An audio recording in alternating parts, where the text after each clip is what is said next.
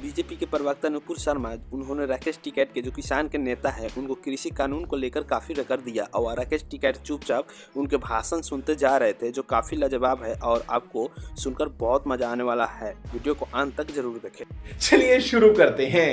राकेश भाई साहब राम राम।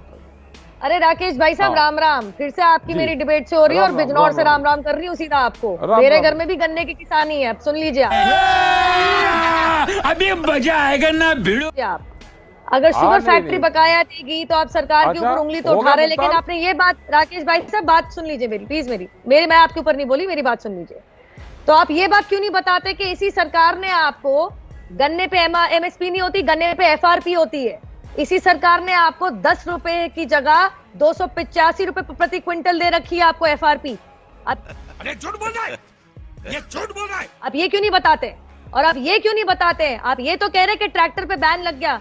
अरे राकेश भाई साहब, NGT छोड़िए, सर्वोच्च न्यायालय ने इस ऑर्डर को दे रखा है कि 10 साल से ज्यादा पुराना ट्रैक्टर नहीं चला सकते। ये सरकार की नीति नहीं है। हमारे मतलब आपको मत सिखा। सरकार के ऊपर उंगली उठाना बहुत आसान होता है। आप जाके सर्वोच्च न्यायालय पे उंगली उठाइए ना, क्योंकि कोर्ट ने जो कह दिया वो तो पूरे देश को मानना ही पड़ेगा। ये तो कानूनी अधिकार है कोर्ट का कि कोई भी जजमेंट दे या ना दे। गलत बात है कि सर्वोच्च न्यायालय के निर्णय पे आपने सरकार के ऊपर उंगली उठा दी। लेकिन मेरी बहुत अहम बात अब ये है, और अब आप मेरे को बताइएगा, जब आपने ये किसान प्रदर्शन शुरू करे थे भाई साहब, आपकी 3 मांगे थी। सबसे पहले जो आपको कांग्रेस के कद्दावर नेता आनंद शर्मा ने बरगलाया था कि उच्च न्यायालय नहीं जा सकते, सर्वोच्च न्यायालय नहीं जा सकते। कितने बड़े झूठे हैं। मैं इतना बता दूं कि कोई भी SDM का ऑर्डर, जो ये 3 कानून में साफ लिखा है कि SDM के ऑर्डर होंगे 30 दिन के अंदर आएंगे। इस देश में मौलिक अधिकार है इस देश के नागरिक का कि आर्टिकल 32 और 226 के अधीन कोई भी नागरिक यहाँ पे SDM के ऑर्डर के खिलाफ उच्च न्यायालय, सर्वोच्च न्यायालय जा सकता है। रिट जुरिसडिक्शन चढ़ा समझाओ इसे कहा जाता है इसको। तो ऐसा इतना बड़ा झूठ बोल दिया, फिर भी सरकार ने पलट के कहा ठीक है, आप सिविल कोर्ट जाना चाहते हैं आप जाइए।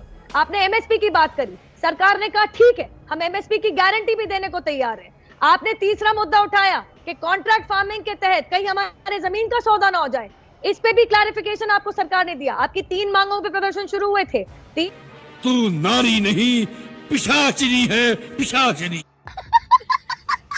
3 छोड़िए, जब 8वीं या 7वीं आपकी बातचीत के बाद जो 3 पन्ने का प्रपोजल दिया गया था, उसमें 7 ऐसी मांगे थी जो पूरी की गई। लेकिन मेरा आज एक सवाल है आपसे, ये तो कॉन्करेंट लिस्ट के कानून है भाई साहब, ये कॉन्करेंट लिस्ट के ट्रेड कॉमर्स के कानून है, ये कृषि कानून नहीं है।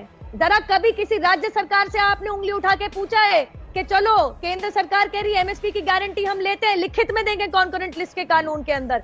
कभी आपने कृषि कानून पारित करने वाले हकदार राज्य सरकार से कहा है कि अपने कृषि कानून में लिखो कि MSP की गारंटी लो? अपने तुझे थकान नहीं लग रही क्या?